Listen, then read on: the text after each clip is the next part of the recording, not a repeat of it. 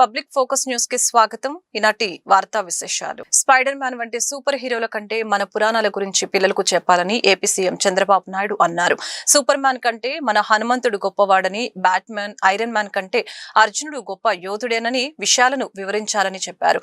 రాముడిని మించిన పురుషోత్తముడు ప్రపంచంలో ఎవరు లేరని, రామరాజ్యం గురించి తెలపాలని అన్నారు. తిరుపతిలో నిర్వహించిన భారతీయ విజ్ఞాన సమ్మేళనంలో సీఎం మాట్లాడారు. అవతార్ సినిమా కంటే భారతం, రామాయణాలు గొప్పవని పిల్లలకు చెప్పాల్సిన బాధ్యత మనపై ఉందని చంద్రబాబు చెప్పారు. ఎవరు మంచివాళ్ళో ఎవరు చెడ్డవాళ్ళో వివరించాలని సూచించారు. దీని వలన పిల్లలకు మంచి చెడుల మధ్య వ్యత్యాసాలు తెలుస్తాయని చెప్పారు. ప్రజలు పురాణాల గురించి మరిచిపోయే సమయంలో ఎన్టీఆర్ ఎన్నో పురాణ గాథలతో కూడిన సినిమాలు చేశారని గుర్తు చేశారు. వాటి ద్వారా చైతన్యం తెచ్చిన గొప్ప నాయకుడు ఆయన అని కొనియాడారు. Request all of you, this is very inspiring time, and at the same time Indian families are very important. ఈ సమయంలో నేను ఒక విషయం మీ అందరిని కూడా రిక్వెస్ట్ చేయాలనుకుంటున్నా. యువతకు మనం చెప్పాల్సింది ఏదో స్పైడర్ మ్యాన్, బ్యాట్మ్యాన్ ఇవి కాకుండా మన పురాణాల గురించి చెప్పాల్సిన అవసరం ఉంది. మన చరిత్ర, మన పురాణాల గురించి చెప్పాల్సిన అవసరం ఉంది. హాలీవుడ్ సూపర్ హీరోల కంటే మన పురాణంలో ఉండే పురుషులు గొప్పవాడని మన పిల్లలకు చెప్పాల్సిన బాధ్యత మన పైన ఉంది. సూపర్ మ్యాన్, స్పైడర్ మ్యాన్ కంటే మన హనుమంతుడు బలవంతుడని చెప్పాల్సిన బాధ్యత మన పైన ఉంది. బ్యాట్మ్యాన్, ఐరన్ మ్యాన్ కంటే మన అర్జునుడు గొప్ప యోధుడని వివరించవలసిన బాధ్యత మన పైన ఉంది. మన కృష్ణుని మహిమల గురించి, మన శివుడి మహత్యం గురించి యువతకు చెప్పాలి. రాముడికి మించిన పురుషోత్తముడు లోకంలో లేడని రామరాజ్యాన్ని గురించి కూడా మనం చెప్పాల్సిన అవసరం ఉంది. అవతార్ సినిమా కంటే మన మహాభారత, రామాయణ గాథలు గొప్పవని మన పిల్లలకు మనం చెప్పాల్సిన బాధ్యత ఉంది. ఇవే కాకుండా బకాసురుడు, కంసమామ లాంటి రాక్షసుల గురించి కూడా మన పిల్లలకు చెప్పాల్సిన బాధ్యత మన పైన ఉంది. ఎవరు మంచివాళ్ళో ఎవరు చెడో ఎప్పటికప్పుడు చెప్పగలిగితే మంచికి చెడుకి వ్యత్యాసం ఉంటుందని చెప్పి కూడా నేను మీకు విజ్ఞప్తి చేస్తున్నా. రాష్ట్రాన్ని అన్ని విధాల అభివృద్ధి చేసేలాగా ప్రభుత్వం అనేక కార్యక్రమాలు చేపట్టిందని వైద్య ఆరోగ్య శాఖ మంత్రి సత్యకుమార్ యాదవ్ వెల్లడించారు. ఎన్టీఆర్ జిల్లా అభివృద్ధికి ప్రజా ప్రతినిధులు, అధికారులు కలిసి పనిచేస్తున్నారని స్పష్టం చేశారు. ఎన్టీఆర్ జిల్లా అభివృద్ధిపై అధికారులు, ప్రజా ప్రతినిధులతో జిల్లా ఇన్ఛార్జి మంత్రి సత్యకుమార్ యాదవ్ శుక్రవారం సమావేశమయ్యారు. ఈ కార్యక్రమంలో మంత్రి మాట్లాడుతూ కూటమి ప్రభుత్వం రాష్ట్ర అభివృద్ధికి అన్ని చర్యలు తీసుకుంటుందని తెలిపారు. ఎన్టీఆర్ జిల్లాలో టూరిజం, టెంపుల్ టూరిజం అభివృద్ధి చేస్తున్నామని చెప్పారు. 15వ ఫైనాన్స్ కమిషన్ కింద గ్రామీణ ప్రాంతాల్లో ఆరోగ్య కేంద్రాలను నిర్మిస్తున్నామని అన్నారు. ప్రజలకు మెరుగైన వైద్య సేవలు అందేలా చర్యలు చేపట్టామని, ఎంఎస్ఎంఈ కింద పరిశ్రమలు ఏర్పాటుకు సహకారం అందిస్తున్నట్లు తెలియజేశారు. ఫర్ క్యాపిటల్ ఇన్కమ్ లో ఎన్టీఆర్ జిల్లా 3వ స్థానంలో ఉందని, జిల్లా అన్ని విధాలా అభివృద్ధి చెందేలా అధికారులు, ప్రజాప్రతినిధులు కలిసి పనిచేస్తున్నామని అన్నారు. ఇవన్నీ చేస్తూ స్థూలంగా చెప్పాలంటే జీడీపీని పెంచేసి, అది ప్రధానంగా ఈ పరిశ్రమలకు సంబంధించి ఎంఎస్ఎంఈ పార్కులు మాకు ఇచ్చిన టార్గెట్స్ కన్నా ఎక్కువ మోతాదులోనే ఉద్యోగ కల్పన చేయగలిగాము 6 నెలల్లో. అదేవిధంగా ఎక్కువ సంఖ్యలో పరిశ్రమలు కూడా వచ్చాయి. దాదాపు 8,000 ఉద్యోగాల కల్పన చేయాలని టార్గెట్ పెట్టుకుంటే 5,500 దాకా వాళ్ళ టార్గెట్ రీచ్ కావడం జరిగింది.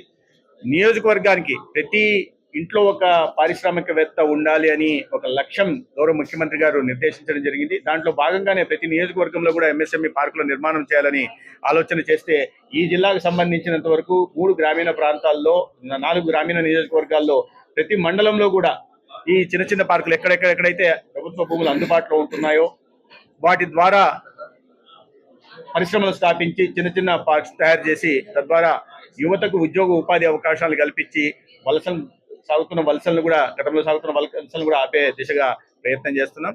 అయితే కీ ఇండికేటివ్ పర్ఫార్మెన్స్ దీంట్లో KPIs లో మనం 3వ స్థానంలో ఉన్నాం. మనం రాజధాని ప్రాంతంలో ఉంటున్నాం కాబట్టి విశాఖపట్నం 1వ స్థానంలో ఉంది, 2వ స్థానంలో కృష్ణా జిల్లా ఉంది. మరి per capital income we are in 3rd place. KPIs were GDP per capital income లో 3rd ప్లేస్ లో ఉన్నాం. దీన్ని తిరుపతిలో నూతన జిల్లా పోలీస్ కార్యాలయాన్ని రాష్ట్ర ముఖ్యమంత్రి చంద్రబాబు శుక్రవారం ప్రారంభించారు. రాష్ట్ర హోంమంత్రి వంగలపూడి అనిత, రెవెన్యూ శాఖ మంత్రి అనగాని సత్యప్రసాద్, డీజీపీ హరీష్ కుమార్ గుప్తాతో కలిసి జిల్లా పోలీస్ కార్యాలయాన్ని సీఎం ప్రారంభించారు. తొలుత తిరుపతికి చేరుకున్న సీఎంకు మంత్రులు, స్థానిక నాయకులు ఘన స్వాగతం పలికారు. నూతన జిల్లా పోలీస్ కార్యాలయానికి చేరుకున్న సీఎం పోలీసుల గౌరవ వందనం స్వీకరించారు. అనంతరం కార్యాలయాన్ని ప్రారంభించారు. కార్యాలయం ప్రారంభోత్సవం సందర్భంగా విజిటర్స్ పుస్తకంలో సీఎం తన అభిప్రాయాలను రాశారు. పరిస్థితికి వచ్చారు, భక్తుల మనోభావాలు దెబ్బతినే పరిస్థితికి వచ్చాయి. ఇంకొక పక్క ఒకప్పుడు తిరుపతిలో నేను చూశాను. నేను ఒకప్పుడే తిరుపతిలో కూడా లా అండ్ ఆర్డర్ లేకపోతే పోరాడాం. చిత్తూరు జిల్లాలో లా అండ్ ఆర్డర్ లేకపోతే గట్టిగా ఫైట్ చేసి మళ్ళా లా అండ్ ఆర్డర్ రెస్టోర్ చేసే పరిస్థితికి వచ్చాం.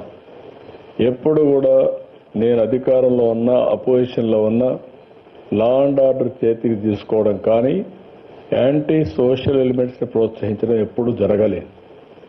నేను ఎప్పుడో ఒక మాట చెప్పేవాడిని, ఎవడైనా సరే హత్యలు చేసేవాళ్ళు తప్పకుండా వీళ్ళు కూడా పోస్ట్ మార్టం తప్ప వేరే ఉండదు. ఆ విషయం వీళ్ళు గుర్తుపెట్టుకోవాలని. ఎందుకంటే నేను లా అండ్ ఆర్డర్ మీద ఒక ప్రశాంతంగా ఉండాలి, శాంతి భద్రతలు పరిరక్షించాలి. అప్పుడే సమాజంలో ఒక శాంతి ఉంటుంది, ఒక భద్రత ఉంటుంది. భద్రత ఉంటేనే పెట్టుబడులు వస్తాయి. భద్రత ఉంటే అందరూ కూడా హ్యాపీగా ఇంట్లో పడుకుంటారు. లేకపోతే ఈ సమస్యలు వస్తాయని ఎప్పుడూ కంట్రోల్ చేస్తూ వచ్చాం. దానివల్ల చాలా వరకు కంట్రోల్ అయింది. ఈ 5 సంవత్సరాలు చేసినటువంటి ఇష్టానుసారంగా కార్యక్రమాలు ఇంకా అందరిలో డిస్టర్బెన్స్ ఉంది. ప్రజల్లో డిస్టర్బెన్స్ ఉంది, పార్టీల్లో డిస్టర్బెన్స్ ఉంది. ఇంకా చేసిన వాళ్ళు కూడా ఇంకా చెల్లుబాటు అవుతా ఇదే రౌడీజం చేస్తామని కూడా ఆలోచిస్తున్నారు. అది కూడా మనం ఒకసారి గుర్తుపెట్టుకోవాల్సిన అవసరం ఉంది. విధానాల పేరుతో రౌడీజం చేస్తాం, ఇష్టానుసారంగా లా అండ్ ఆర్డర్ మా చేతి తీసుకుంటాం, మీరు ఏం చేస్తారంటే మాత్రం ఎట్టి పరిస్థితులు ఉపేక్షించాం. అది ప్రజాస్వామ్య విలువలు కాదు. ఆ విషయం గుర్తుపెట్టుకోవాల్సిన అవసరం ఉంది. లా అండ్ ఆర్డర్లో మనం ఒకసారి చూస్తే రోడ్స్ అని బ్లాక్ చేయడం, ఎక్కడికెక్కడ స్తంభింపజేయడం, లేకుంటే ఈ మధ్య మనం చూస్తున్న రఫా ఏంటో నాకు అర్థం కాలేదు. రఫాలు ఆడిస్తానని ఇంకొక పక్క నేను చూస్తున్నాను కొన్ని దిక్కల్లో ఒక పోస్టర్ పెట్టి ఆ పోస్టర్లో జన్మదినం జరుపుకోవచ్చు, మనసుల్లో ఉండి రావాలి, జరుపుకుంటే నాకేం అబ్జెక్షన్ లేదు. అదే సమయంలో ఆ ఫ్లెక్సీ దగ్గర నిషేధమైనటువంటి జంతు బలి చేసి ఆ జంతువును పైకి తీసి బ్లడ్ చల్లడం అంటే సమాజాన్ని భయభ్రాంతులు చేయాలనుకుంటున్నారు. ఆ రోజు కూడా మీరు పోలీసు వ్యవస్థ గుర్తుపెట్టుకోవాల్సింది, నేను ఏదైతే వివేకానంద రెడ్డి గారిని చంపినప్పుడు బయట ప్రపంచాన్ని నమ్మించారు. Heart attack. వైఎస్ఆర్సీపీపై కూటమి సర్కార్ బురద చల్లడమే పనిగా పెట్టుకుందని వైఎస్ఆర్సీపీ నేత మాజీ మంత్రి వెల్లంపల్లి శ్రీనివాస్ మండిపడ్డారు. శుక్రవారం ఆయన మీడియా సమావేశంలో మాట్లాడుతూ కూటమి ప్రభుత్వ పాలనపై విమర్శనాస్త్రాలు సంధించారు. రాష్ట్రంలో దేవాదాయ శాఖ ఉందా అంటూ ప్రశ్నించారు. కూటమి పాలనలో తిరుమలలో సామాన్య భక్తులు తీవ్ర ఇబ్బందులు పడుతున్నారని ఆగ్రహం వ్యక్తం చేశారు. తిరుపతిలో మళ్లీ తొక్కిస్లాట, టీటీడీ బోర్డు ప్రభుత్వం నిర్లక్ష్యమే భక్తుల భద్రతను గాలికి వదిలివేశారు. వరుస సెలవులతో భక్తులు ఎక్కువగా వస్తారనే ఇంగిత జ్ఞానం లేదా? ఎన్ని ఘటనలు జరిగినా, ఎన్ని ప్రాణాలు పోయినా జాగ్రత్తలు తీసుకోరా? తిరుమలకి రావాలంటే భక్తులు భయపడేలా వ్యవహరిస్తూ ఉన్నారు. తిరుమలలో పాలన చేస్తుంది టీటీడీ బోర్డు కాదు, టీడీపీ పార్టీ. పొలిటికల్ డైవర్షన్ కోసం టీటీడీని వాడుకోవటం సిగ్గుచేటు అంటూ వెల్లంపల్లి ధ్వజమెత్తారు. కూటమి ప్రభుత్వ వైఫల్యం అని చెప్పి మీకు అందరికీ కూడా తెలియపరచుకుంటున్నాను. గతంలో ముక్కోటి ఏకాదశికి జరిగిన ఘటనలు కావచ్చు, గోశాల సంబంధించిన ఘటనలు కావచ్చు, తిరుపతిలో ఈ కూటమి ప్రభుత్వం ఏర్పడ్డాక అనేక ఘటనలు జరుగుతున్నప్పటికీ కూడా తిరుమల తిరుపతి చైర్మన్ మిస్టర్ నాయుడు గారు కావచ్చు, బిఆర్ నాయుడు గారు కావచ్చు, అదేవిధంగా తిరుమల తిరుపతి స్థానం జేఈఓ వెంకయ్య చౌదరి గారు కావచ్చు, పాలక మండలి కావచ్చు, ఇతర అధికారులు కావచ్చు, కూటమి ప్రభుత్వం కావచ్చు, ఎవరు కూడా ఎటువంటి బాధ్యత లేకుండా తిరుమల తిరుపతి దేవస్థానం యొక్క పరిపాలనని గాలికి వదిలేసి, ఎందుకంటే గురువారం క్రిస్మస్, శుక్ర శని ఆదివారం సెలవులని చెప్పని 4 రోజులు సెలవులని చెప్పని తిరుమల తిరుపతి దేవస్థానానికి భక్తులు వచ్చే సంగతి మీకు తెలియదా? సెలవు రోజుల్లో తిరుమల తిరుపతి దేవస్థానంలో ఏ విధమైన పరిపాలన చేయాలని చెప్పని కనీసం ఇంగిత జ్ఞానం కూడా తిరుమల తిరుపతి దేవస్థానం అధికారులకు కానీ కూటమి ప్రభుత్వానికి కూడా లేదు. ఎందుకంటే శ్రీవారి మెట్టు మార్గం అనేది అలివేల మంగాపురం, మన శ్రీనివాస మంగాపురం దాటిన తర్వాత శ్రీవారి మెట్టు ఉంటుంది. ఆ మెట్టు ద్వారా పైకి వెళ్ళే దర్శనం టోకెన్లు ఇదివరకు గతంలో ఆ మెట్ల మార్గం దగ్గరే ఇచ్చి ఉండేవాళ్ళు. ఇప్పుడు ఆ టికెట్స్ కూడా అక్కడ ఎవరైతే మెట్ల మీద వెళ్తున్నారో ఆ మెట్ల మార్గం, శ్రీవారి మెట్ల మార్గం మీద వెళ్ళే వారి టికెట్స్ టోకెన్స్ కూడా అలిపిరి దగ్గర భూదేవి కాంప్లెక్స్లో ఇవ్వడం ఏంటి అసలు నాకు అర్థం కావట్లేదు. ఎందుకు మార్చారు మీరు? ఎందుకు మార్చాల్సిన అవసరం వచ్చింది? అంటే భక్తులకి ఎప్పుడైనా కానీ మెరుగైన సౌకర్యాలు ఇస్తారా, భక్తులకి ఎప్పటికప్పుడు ఇబ్బంది పెట్టాలని ప్రయత్నం చేస్తారా అనేది నేను సూటిగా టీటీడీ పాలక మండలి కావచ్చు, చైర్మన్ కావచ్చు, కూటమి ప్రభుత్వంలో ఉన్న నాయకులందరికీ కూడా నేను సూటిగా ప్రశ్నిస్తాను. అంటే మీ దగ్గర అలిపిరి దగ్గరికి వచ్చి టోకెన్లు తీసుకొని మళ్ళీ శ్రీవారి మెట్టు దగ్గరికి వెళ్ళి పై కొండ మీద నడుచుకుంటూ వెళ్తారా? అంటే మీకు భక్తులకి సౌకర్యాలు అంటే ఇవేనా? మీరు మెరుగైన సౌకర్యాలు ఇవేనా మీరు చేసేది? గతంలో ఉన్న శ్రీవారి మెట్ల దగ్గర టోకెన్ ఎందుకు తీసేశారు మీరు అక్కడ? అంటే భక్తులు శ్రీవారి మెట్లు ఎక్కద్దు, మీరు తిరుపతి రావద్దు అని చెప్పని భక్తులకి తప్పుడు సంకేతాలు చేసే విధంగా ఈ కూటమి ప్రభుత్వము, టీటీడీ అధికారులు, పాలక మండలి చేస్తుంది. ఇది చాలా బాధాకరం. తిరుపతి రావాలంటే భయపడే విధంగా తిరుమల వెంకటేశ్వర స్వామిని చూడడానికి ప్రపంచవ్యాప్తంగా కూడా భక్తులు వస్తుంటారు. అటువంటి భక్తులు ఎవరిని కూడా మీరు తిరుపతి రావడానికి భయపడే విధంగా ఈ పాలక మండలి పనితీరు కనబడుతుంది. మార్కాపురం డివిజన్ పరిధిలోని నల్లమల అటవీ ప్రాంతంలో వెల్దుర్తి మండలం సిగిరిపాడు చెక్పోస్టు సమీపంలో రోడ్డు దాటుతున్న పెద్ద పులిని గుర్తు తెలియని వాహనం ఢీకొట్టింది. ఈ దుర్ఘటనలో పెద్ద పులి అక్కడికక్కడే మృతి చెందింది. అర్ధరాత్రి సమయంలో ఈ ఘటన చోటు చేసుకుందని అధికారులు అనుమానిస్తున్నారు. విషయం తెలుసుకున్న అటవీ శాఖ అధికారులు సంఘటన స్థలానికి చేరుకొని జరిగిన ఘటనపై లోతుగా విచారణ చేపట్టినట్లు తెలిపారు. పల్నాడు జిల్లాలో ఉండే BP south range Sirigiripadu section Sirigiripadu బీట్లో మార్నింగ్ అరౌండ్ 7 to 7:30 AM మధ్యలో మనకి NH 565 హైవే ఏదైతే మార్కాపూర్ నుంచి మాచర్ల మీద నుంచి హైదరాబాద్ వెళ్ళే హైవే ఉందో ఆ హైవే మీద ఒక రోడ్ యాక్సిడెంట్ జరిగింది. ఆ రోడ్ యాక్సిడెంట్లో ఒక వెహికల్ ఒక పెద్ద పులి టైగర్ని గుద్దడంతో ఆ టైగర్ డెత్ అయింది. It's a very unfortunate incident. ఇప్పుడు దీంట్లో మనం NTCA national tiger conservation authority SOPs ఏదైతే ఉన్నాయో ఆ SOP ప్రకారం టైగర్ డెత్ని ఎలా డీల్ చేయాలో అలాగా ఒక కమిటీ ఫామ్ చేశాము. ఆ కమిటీతో మనకి veterinary doctors, wild life experts, అలాగే ప్రాజెక్ట్ టైగర్ అథారిటీస్ వీళ్ళందరితో కమిటీ ఫామ్ చేయడం జరిగింది. ఈ కమిటీతో ఇప్పుడు దీన్ని ఫర్దర్ పోస్ట్మార్టం చేసి కేసు అనేది ప్రాసెస్ చేస్తాం. అలాగే ఈ ఘటన జరగడంతో ఏదైతే వెహికల్ ఇన్వాల్వ్ ఉందో దాని మీద ఫర్దర్ ఇన్వెస్టిగేషన్ అనేది స్టార్ట్ చేశాం. అద్దంకి నియోజకవర్గం పొంగులూరు మండలం కొండ ముంజులూరు గ్రామంలో క్రిస్మస్ వేడుకల సందర్భంగా టీడీపీ నాయకులు బొప్పూడి నాగేశ్వరరావు, చింతల సహదేవుడు రాష్ట్ర స్థాయి కబడ్డీ పోటీలకు నిర్వహించారు. ఈ కార్యక్రమానికి ముఖ్య అతిథిగా జనసేన నాయకులు శ్రావణి వెంకటేశ్వర్లు గారు హాజరయ్యారు. కార్యక్రమంలో మొదట టాస్ వేసి క్రీడాకారులను కలుసుకుని వారికి ఎంకరేజ్మెంట్ చేస్తూ అందరికీ ఆల్ ది బెస్ట్ తెలిపారు. అనంతరం ఈ పోటీల నిర్వహణలో కృషి చేసిన కోచ్లకు, నిర్వాహకులకు మరియు ఆహ్వానించిన నాయకులందరికీ ధన్యవాదాలు తెలియజేశారు.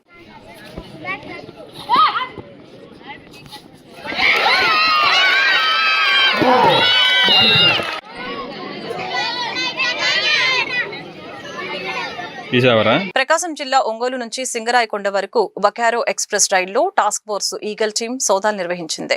సింగరాయకొండ రైల్వే స్టేషన్ లో ఒరిస్సా నుంచి చెన్నైకి అక్రమంగా తరలిస్తున్న 6.7 కేజీల గంజాయిని స్వాధీనం చేసుకున్నారు. గంజాయిని తరలిస్తున్న బీహార్ రాష్ట్రానికి చెందిన గౌరవ కుమార్, సర్వం లాయ్ అనే ఇద్దరిని అదుపులోకి తీసుకున్నారు. రిషికొండ ప్యాలెస్ హోటల్ గా మార్చే అవకాశం ఉందని మంత్రివర్గ ఉపసంఘం పేర్కొంది. ఇందుకు తాజ్, లీలా ప్యాలెస్, అట్మాస్కోర్ అలాగే ఫెమా సంస్థలు ఆసక్తి చూపాయని మంత్రులు కేశవ్, దుర్గేష్ వెల్లడించారు. మాల్దీవులు, పుదుచ్చేరి బీచ్ హోటల్స్ పై చర్చించామని తెలిపారు. ప్రజలకు పనికొచ్చేలాగా, ప్రభుత్వానికి ఆదాయం వచ్చేలా రిషికొండ ప్యాలెస్ వినియోగిస్తామని అన్నారు. ఈ నెల 28న మరొకసారి దీనిపై చర్చిస్తామని అన్నారు. ప్రకాశం జిల్లా పొదిలి పెద్ద చర్చిలో క్రిస్మస్ పండుగ పర్వదినం సందర్భంగా చర్చికి వచ్చినటువంటి క్రైస్తవ భక్తులకి Podili Konakanametla Marripudi photographers old union ఆధ్వర్యంలో 800 లస్సీ ప్యాకెట్లు భక్తులకి పంచిపెట్టారు.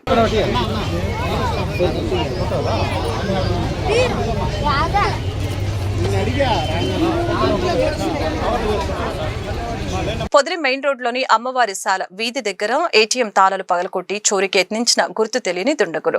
అక్కడ ఉన్న సీసీ కెమెరాలు ఇరిగిపోయి ఉండటం గమనించి చోరీకి ప్రయత్నం చేసి ఉండవచ్చని అనుమానాలు. అమ్మవారి శాల వీధిలో 2 చోట్ల చోరీకి యత్నించిన గుర్తు తెలియని దుండగులు ఇంట్లో ఎవరూ లేకపోవడంతో తాళాలు పగలకొట్టి మరియు ఒక దుకాణంలో కూడా తాళాలు పగలకొట్టి లోపలికి ప్రవేశించిన దుండగులు. క్లూస్ టీంతో విచారణ చేపట్టిన పోలీసు యంత్రాంగం. పట్టణ ప్రజలు వేరే ఊళ్లకు వెళ్లేవారు స్థానిక పోలీస్ స్టేషన్లో ఫిర్యాదు చేసి వెళితే మేము ఇలాంటి సంఘటనలు జరగకుండా చూస్తామని తెలియజేశారు.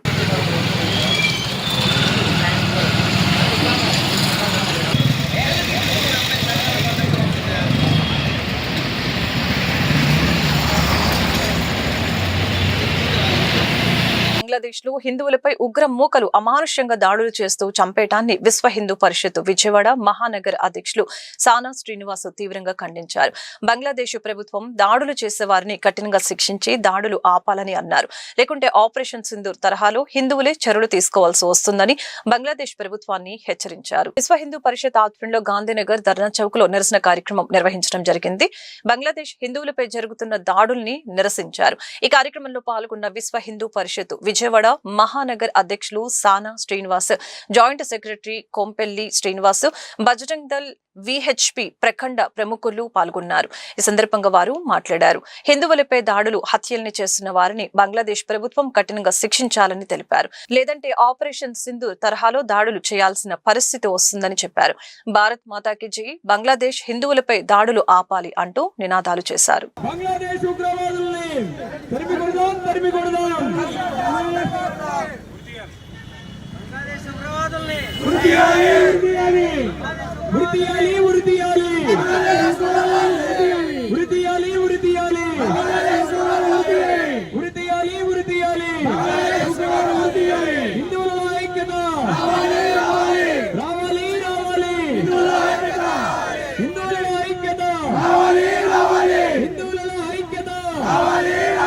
మాతాకి ఈరోజు విశ్వ హిందూ పరిషత్ ఆధ్వర్యంలో విజయవాడ మహానగరంలో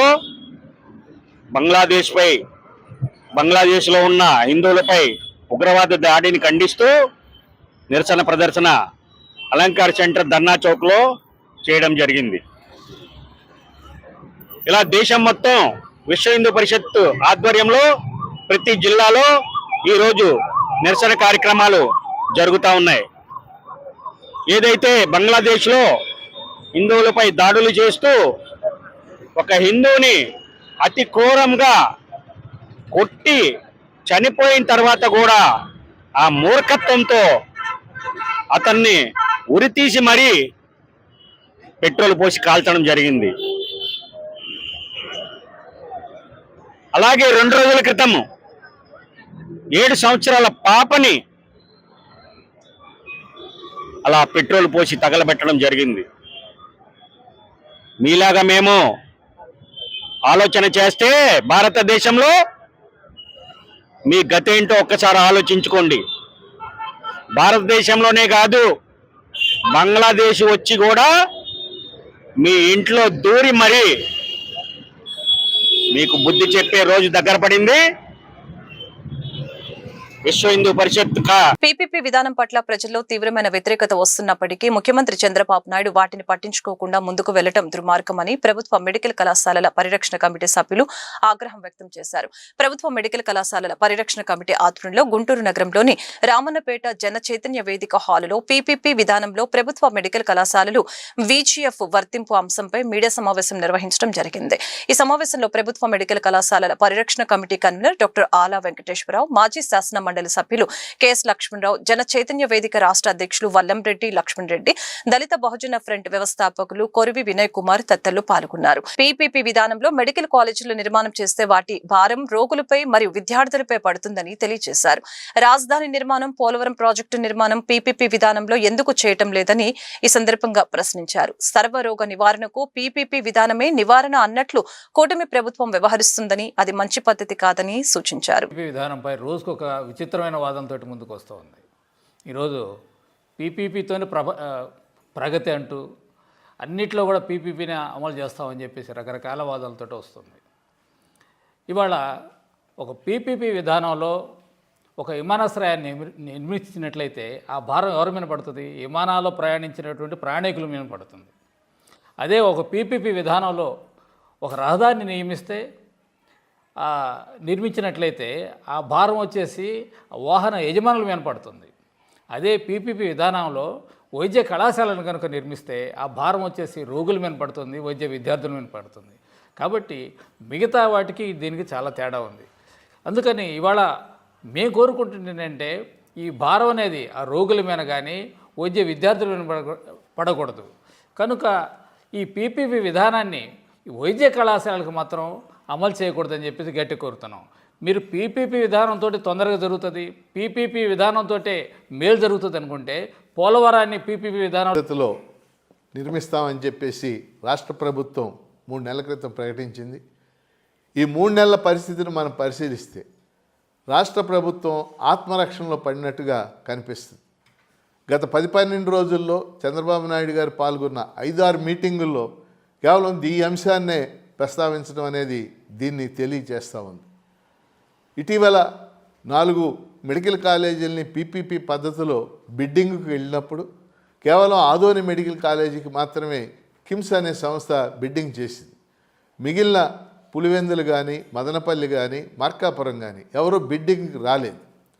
ఆ రాని మరుసటి రోజున అంటే 2 రోజుల క్రితం చంద్రబాబు నాయుడు గారు ముఖ్యమంత్రి గారు వైద్య ఆరోగ్య శాఖ అధికారులతో, వైద్య ఆరోగ్య శాఖ మంత్రి గారితో చర్చలు జరిపి దాని మీద రివ్యూ చేసి సమీక్ష చేసి ఆ సమీక్ష సందర్భంలో అవసరమైతే మనం వైబిలిటీ గ్యాప్ ఫండ్ వాటికి ఇద్దాం. పదే ప్రజల్ని మభ్యపెట్టడానికి పీపీపీ పద్ధతే చాలా మేరైంది అని చెప్తూ ఉన్నారు. ఈరోజు ఆంధ్రప్రదేశ్లో ప్రజలందరికీ తెలుసు ప్రైవేట్ రంగంలో వైద్యం ఎలా ఉంది, రోగులు ఎలా ఇబ్బంది పడుతుంది. రకరకాల ఆపరేషన్లు, అనవసరమైన ఆపరేషన్లు, సిజేరియన్స్, రకరకాల మందులు, వాళ్ళ ఆసుపత్రిలోనే మందుల షాప్ పెట్టుకోవటం, అక్కడే టెస్టులు చేయించుకోవటం, రకరకాలుగా దోపిడీ చేస్తున్న ఒక దోపిడీ కేంద్రాలుగా ప్రైవేట్ వైద్యం కనపడుతూ ఉంది. అలాంటిది సేవారంగంలో ఉన్న ప్రభుత్వ వైద్యాన్ని తీసుకెళ్ళి ఈ దోపిడీ కేంద్రాలుగా ఉన్న లాభార్జనతో పనిచేస్తున్న బడా వైద్య సంస్థలకు అప్పచెప్పాలని ఎందుకు ఆలోచిస్తున్నాడో అర్థం కావటం లేదు. 4 మెడికల్ కళాశాలకి బిడ్డింగ్ ఏర్పాటు చేస్తే ఒక్క ఆధునిక మాత్రమే ఒకే బిడ్డింగ్ వస్తే ఆ బిడ్డింగ్ని ఆ ఒక్క బిడ్డింగ్ అయినా కూడా ఆమోదించండి, వారికి ఆర్డర్ ఇవ్వండి అని చెప్పని ముఖ్యమంత్రి ఆదేశించడం ఇప్పటివరకు ఆంధ్రప్రదేశ్లో జరగలేదు. గత ప్రభుత్వం 17 మెడికల్ కళాశాలని ప్రభుత్వపరంగా నిర్మించడానికి తలపూని 5 మెడికల్ కళాశాలలు పూర్తి చేసి దివంగత నేత వంగవీటి మోహన రంగ ప్రాంతాలు, కులాలు, పార్టీలకు అతీతంగా అందరూ ఆరాధించే వ్యక్తి అని మాజీ శాసనసభ్యులు వంగవీటి రాధాకృష్ణ తెలిపారు. నేడు రాష్ట్ర వ్యాప్తంగా ప్రజల మనిషైన తన తండ్రి 37వ వర్ధంతి సందర్భంగా అనేక సేవా కార్యక్రమాలు చేస్తున్నారని పేర్కొన్నారు.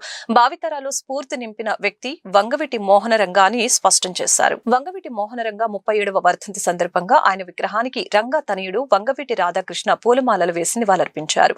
కార్యక్రమంలో ఎమ్మెల్యే బోడే ప్రసాద్, మాజీ ఎమ్మెల్యే ఎలమంచిలి రవి, బొప్పన భవకుమార్, అక్కల గాంధీ, బొమ్మసాని సుబ్బారావు, బొలిశెట్టి వంశీ పాల్గొన్నారు. ఈ సందర్భంగా ఆయన మాట్లాడుతూ ఆయన భౌతికంగా దూరమైన ప్రజల గుండెల్లో చిరస్థాయిగా నిలిచున్నారని తెలిపారు. నేటికి ఆయన్ను కొలిచేవారు, ఆరాధించేవారు ఉన్నారంటే ఆయన అందరి మనిషిగా ప్రజలకు సేవలు అందించడమే కారణమని తెలియజేశారు. ఆయనను మట్టుపెట్టిన వారు చరిత్రలో లేకుండా కాలగర్భంలో కలిసిపోయారని తెలిపారు. రంగ జన హృదయంలో, కార్మిక వర్గాల్లో సజీవంగా నిలిచిపోయారని, నేటికి అభిమానులు స్వచ్ఛందంగా ఆయన పేరు సేవా కార్యక్రమాలు నిర్వహిస్తున్నారని చెప్పారు.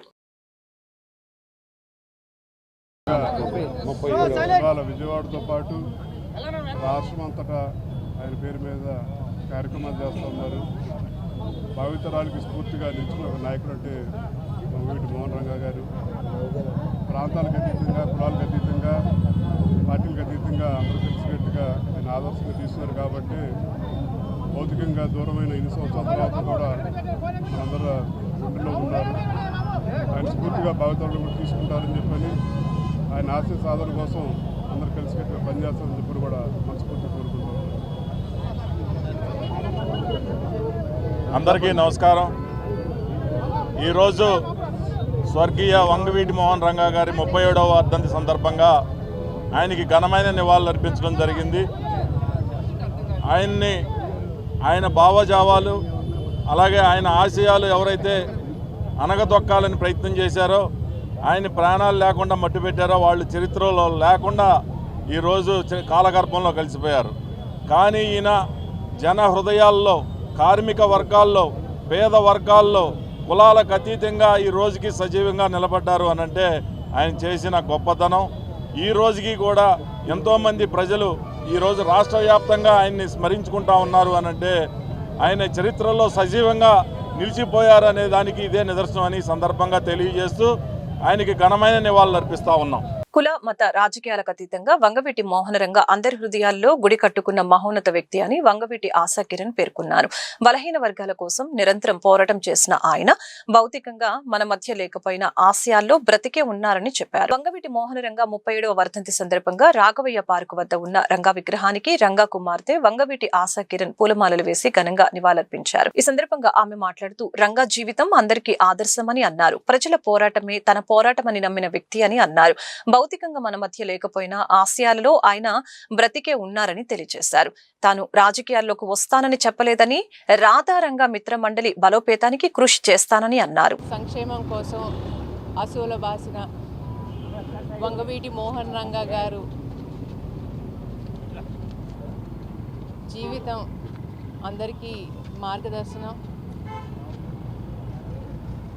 పేదవాడి కోసం తన ఆఖరి శ్వాస వరకు పరితపించేవారు. వాళ్ళ పోరాటమే నా పోరాటం అని ఎప్పుడు ముందుండేవారు. తనతో పాటు మనుషుల్ని ముందు నడిపించుకుని వెళ్ళేవారు. ఆ మహనీయుడు చనిపోయి 37 ఏళ్ళైనా ఇవాళకి రాష్ట్ర వ్యాప్తంగా ఘనంగా ఆయన కార్యక్రమాలు చేసుకుంటున్నారంటే ఆయన అభిమానుల గుండెల్లో ఎంత చిరస్థాయిగా నిలిచిపోయారనేది మనం అర్థం చేసుకోవచ్చు. ఆయన చేసిన త్యాగాలు కానీ, ఆయన చేసిన పోరాటాలు కానీ, ఆయన ఒక అమరజీవి కింద మిగిలిపోయారు. రంగా గారు భౌతికంగా చనిపోయారే కానీ ఆయన ఆశయాలు అనేది ముందు వెళ్ళినంతకాలం ఆయన ఎల్లప్పుడూ బతికే ఉంటారు. ప్రతి పేదవాడి పోరాటంలోనూ, అణగాని వర్గాల హక్కుల కోసం పోరాటంలోనూ ఒక రంగా ఎప్పుడు బతికే ఉంటాడు. ఈ వార్తలు ఇంతటితో సమాప్తం. మరొక బులెటిన్ మళ్ళీ కలుద్దాం. నమస్కారం.